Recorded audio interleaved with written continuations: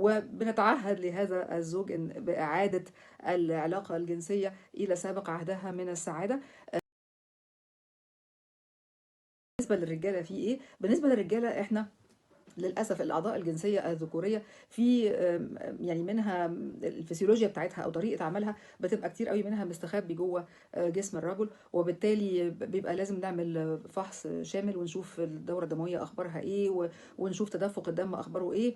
وده الحقيقه يعني بيفيدنا جدا جدا ان احنا كاننا فتحنا كده الكتاب المقفول وشفنا ايه اللي مكتوب جواه، فتحنا الدولاب وده طلعنا اللي فيه، فبيبقى الصوره واضحه جدا بالنسبه لنا. ونبتدي بقى ندخل مع عارفين الزرعه الكبيره قوي، ندخل لغايه الجدر بتاعها لغايه ما نطلع البذره، بنشوف سبب عدم الكفاءه الجنسيه سواء كانت ليها علاقه بالانتصاب او بالقذف او بالرغبه. ونبتدي بقى نفصفص كده الاسباب ونعالجها، وبنتعهد لهذا الزوج باعاده العلاقه الجنسيه الى سابق عهدها من السعاده. لانه يعني هو يستحق ان الموضوع يبقى تمام وزوجته تستحق ان هو يبقى تمام. بس ارجوكوا هنا لازم اقول حاجه، في عندنا بتبقى مشكله كبيره جدا في المكابره بالذات بالنسبه للرجاله، انه لا انا تمام انت روحي شوفي نفسك، انا كويس انت اللي مش عارف ايه.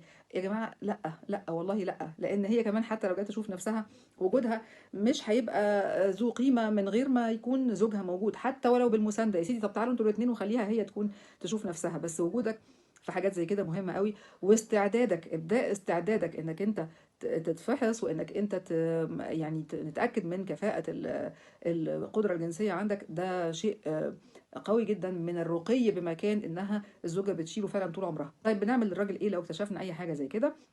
حاجات كتيرة جدا، بس اللي اقدر اقوله دلوقتي انه العلم خادمنا قوي قوي. وجهاز برضو الليزر اللي احنا بنستعمله عند السيدات طبعا بنعمل له سيتنجز تانية، بنظبطه ظبطة تانية، ده ساعدنا كتير جدا جدا جدا في علاج الكفاءة الجنسية او قلة الكفاءة الجنسية عند الرجل.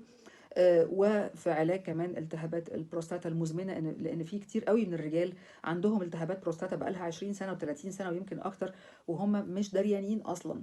فوجود التهاب في البروستاتا وغير مكتشف بالذات بيبقى زي العدو الخفي اللي هو حد مستخبي ورا باب وعمال كل شويه بيديني كده ضربه من حيث لا اعلم، وانا مش عارفه احاربه لاني ما اعرفش ان هو موجود اساسا. فده اللي احنا بنعمله.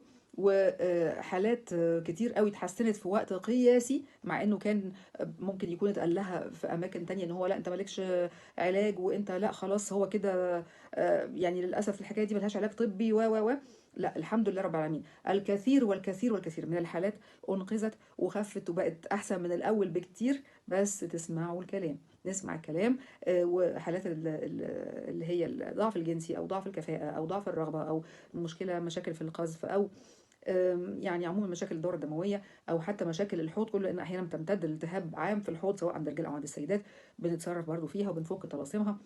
الحمد لله بفضل الله عندنا احسن المنتجات المستخدمه في الحاجات دي، عندنا احسن واغلى الاجهزه المستخدمه في الحاجات دي علشان بس ضمان الجوده.